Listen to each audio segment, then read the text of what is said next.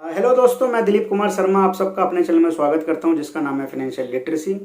और दोस्तों, मैं आशा करता हूं कि सब लोग अच्छे होंगे, सब लोग अच्छा पहन रहे हैं, ओढ़ रहे हैं, खा रहे हैं, पी रहे हैं।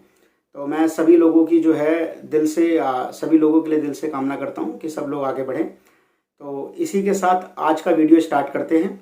आज का वीडियो जो है वो भारतीय रेलवे से जुड़ी एक कंपनी से के संबंध में है और इस कंपनी के बारे में बात करेंगे। अगर पिछले एक साल के रिटर्न की बात करें तो ऑलमोस्ट 50% के रिटर्न ये कंपनी दे चुकी है। लेकिन जिस दिन इस कंपनी का आईपीओ आया था उससे अगर हम बात करें 1.5 से 2 साल तक किसी भी तरीके का कोई रिटर्न नहीं था। इवन ये कंपनी अपने आईपीओ प्राइस को टच नहीं कर पा रही थी।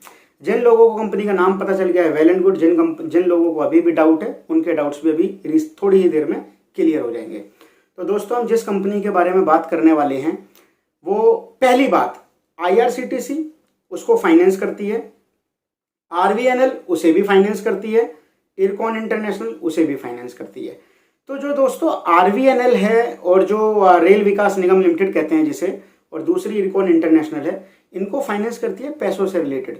ये जो कंपनी है जिसके बारे में बात कर रहा हूं, ये कंपनी बाहर से पैसा उठाती है और आगे जो है वो लीज पे पैसा देती है। आईआरसीटीसी हो, आरवीएनएल हो और इरकॉन इंटरनेशनल हो।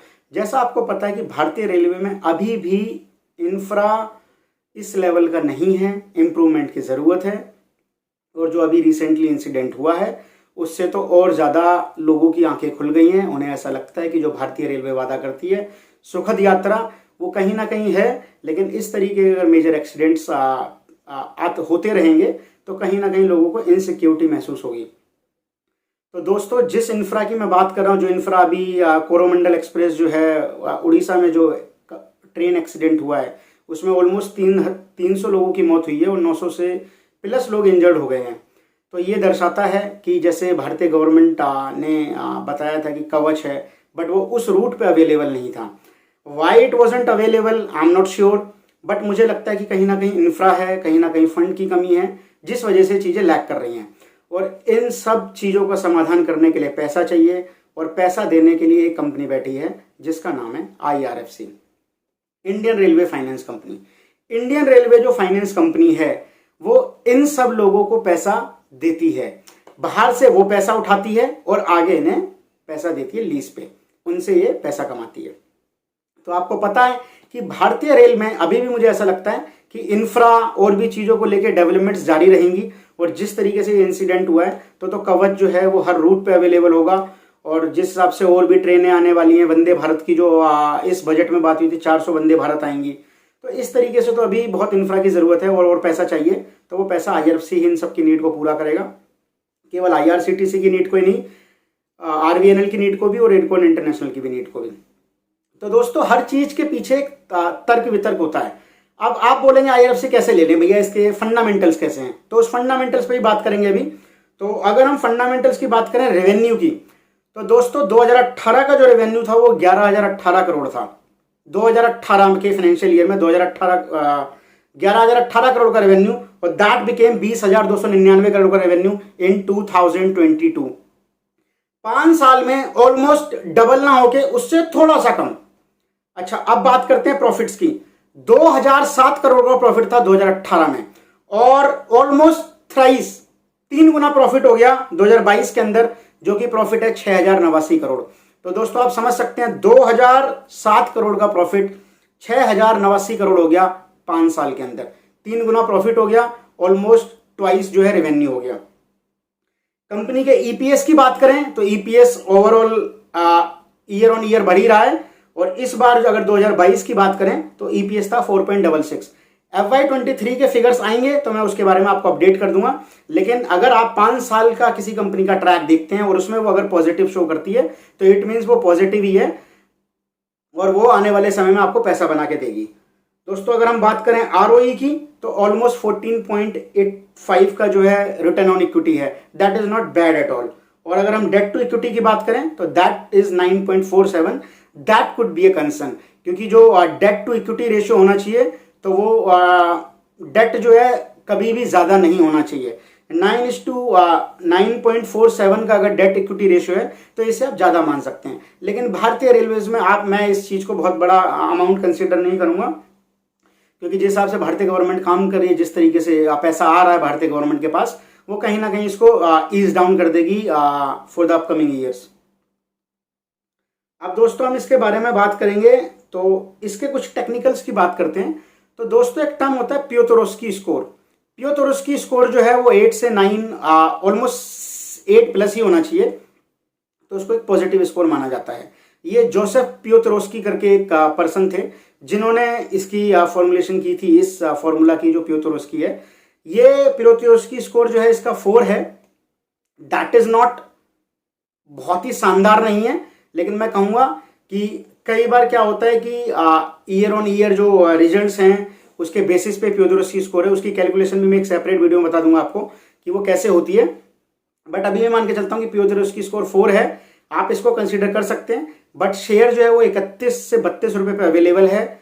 पिछले एक साल के रिटर्न 50% के हैं, तो अभी आप इसको इग्नोर कर सकते हैं, आप इसको कंसीडर भी कर सकते हैं अगर आपको लगता है। लेकिन मैं अपने व्यूज बता रहा हूं, मैं इस 4 के पियोतरोस्की स्कोर पे भी इस शेयर को एक्यूमुलेट कर रहा हूं और अच्छे अच्छे FIIs DIIs भी एक्यूमुलेट कर रहे हैं। अब दोस्तों बात करते हैं इसके कुछ फंडामेंटल्स की। तो फंडामेंटल्स के लिए मैं स्टॉक स्क्रीनर की साइट पे जाऊंगा, क्योंकि स्टॉक स्क्रीनर ही मैं फॉलो करता हूं फंडामेंटल्स के लिए, मुझे उससे बेस्ट कुछ भी नहीं लगता है। तो हम जो है IRFC के बारे में सर्च करेंगे, और IRFC की जो मार्केट कैप है दैट इज 41,000 करोड़। 41,000 करोड़ की मार्केट कैप, आप ऑलमोस्ट कह सकते हैं कि लार्ज कैप की कंपनी है। और लार्ज कैप की कंपनी का मीन्स होता है कि आपके पास रिस्क कम है, कमाने के लिए बहुत है, खोने के लिए बहुत कम है। अगर हम बात करें करंट प्राइस की, तो 31 रुपये 80 पैसे का प्राइस था आज का।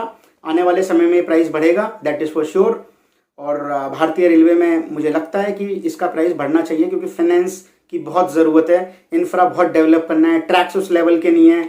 वंदे भारत जो है वो 160 की स्पीड पे नहीं दौड़ रही है, तो ट्रैक्स अच्छे होंगे, क्योंकि अभी पुराने ट्रैक्स हैं कई सारे रूट्स पे, तो ये चीज़ है। बुक वैल्यू जो है दैट इज 34.8। तो दोस्तों मैंने पीरामल एंटरप्राइज के लिए भी आपको बात करी थी कि 1300 की बुक वैल्यू, शेयर 700 का, आप देख रहे हैं वो 700 का मतलब शेयर बढ़ रहा है डेली बेसिस पे, और ये भी 34 रुपए की बुक वैल्यू से कम पे ट्रेड कर रहा है, तो आप अच्छा शेयर खरीदेंगे जो मुझे लगता है। ROE जो है मैंने आपको बताया 14% की है ऑलमोस्ट। तो जैसा मैंने आपको बताया कि जो स्टॉक है, अगर इसके मतलब प्रॉस की बात करें, कॉन्स की बात करें, तो प्रॉस जो है वो मतलब फायदे की बात करें तो 0.91 टाइम्स जो है उस बुक वैल्यू पे ट्रेड कर रहा है, तो that is a good part. उसके बाद दोस्तों इसमें कुछ इंपॉर्टेंट पार्ट की बात कर लेते हैं, तो प्रमोटर्स की होल्डिंग। दोस्तों आपको पता है कि इसमें प्रमोटर्स जो हैं वो प्रेसिडेंट ऑफ इंडिया हैं, और अगर हम होल्डिंग की बात करें तो 86% की होल्डिंग प्रमोटर्स की है। भारतीय सरकार की होल्डिंग है 86% की, तो ये बहुत एक मुझे लगता है पॉजिटिव है। दूसरा, FIIs की स्टेक बहुत ज़्यादा नहीं है, DIIs की स्टेक भी बहुत ज़्यादा नहीं है, क्योंकि जब 86% की स्टेक प्रमोटर्स की है तो बाकी लोग कितना खरीदेंगे। तो इसमें पब्लिक की ऑलमोस्ट 10% की स्टेक है, और FII और DIIs की कम स्टेक है, 1% और 2% की स्टेक है। इसके बाद दोस्तों कुछ न्यूज़ की बात कर लेते हैं कि किस उसमें है। तो दोस्तों मैं आपको बताऊं कि ये जो है, अगर हम इसकी बात करें सर्विस क्या क्या ऑफर करती हैं, तो सर्विस मैंने आपको बताया कि ये पीछे से पैसा उठाती हैं और आगे फाइनेंस करती हैं भारतीय रेलवे को, IRCTC को, RVNL को और इरकॉन इंटरनेशनल को। जो इनका लीजिंग ऑपरेशन का काम है, लीज कर देती हैं, पहले पैसा सस्ते रेट पे उठाती हैं, आगे इंडियन रेलवे को महंगे रेट पे देती हैं। अगर हम बात करें फंड रेस की, तो इन्होंने अभी रिसेंटली SBI हांगकांग से पैसा उठाया है। उसके बाद JPY करके कंपनी है, सिंडिकेटेड लोन लिया है इन्होंने वहाँ से। और लोन बुक की अगर बात करें तो लोन बुक बहुत स्ट्रांग है। अभी इन्होंने 48.86% का जो लोन है वो बुक किया है, और वो रिसीवेबल है इस टाइम पे 48.86% का। और दोस्तों हम इसमें रेवेन्यू का जो ब्रेकअप है वो बात कर लेते हैं, कैसे कैसे ये पैसा कमाते हैं। तो जो लोन है उस पर 3% का इंटरेस्ट कमाते हैं ये, फाइनेंशियल ईयर 22 में इन्होंने कमाया है। इंटरेस्ट इनकम जो है 33% की है। जो रोलिंग स्टॉक है दैट इज 58%, और प्रोजेक्ट एसेट है दैट इज 6%। तो मुझे लगता है कि 31-32 रुपए के शेयर पे और जो कि 40% और 50% इंक्रीज कर चुका है पिछले 1 साल में, जिसने IPO के आने के 2 साल बाद तक कुछ नहीं किया। तो मुझे लगता है इस प्राइस पे बहुत ही अच्छा स्टॉक है। आप वेट एंड वॉच कर सकते हैं। अगर आपको लगता है 25-26 पे जाए तो आप वेट एंड वॉच कर सकते हैं। मेरे कहने से किसी भी शेयर को ना खरीदें ना बेचें। It is only my view. आपको अपने एनालिसिस जो भी हैं, जो आपके एडवाइजर हैं, उनसे कंसल्ट करना चाहिए। ये मेरे व्यूज़ हैं, लेकिन हाँ, जो मेरे व्यूज़ हैं वो मैं ये अपने व्यूज़ पे भरोसा करता हूँ कि मैं इसको एक्यूमुलेट कर रहा हूँ इस प्राइस पे भी। दोस्तों, अगर वीडियो अच्छा लगा हो तो आप चैनल को सब्सक्राइब और लाइक करिए। थैंक्स।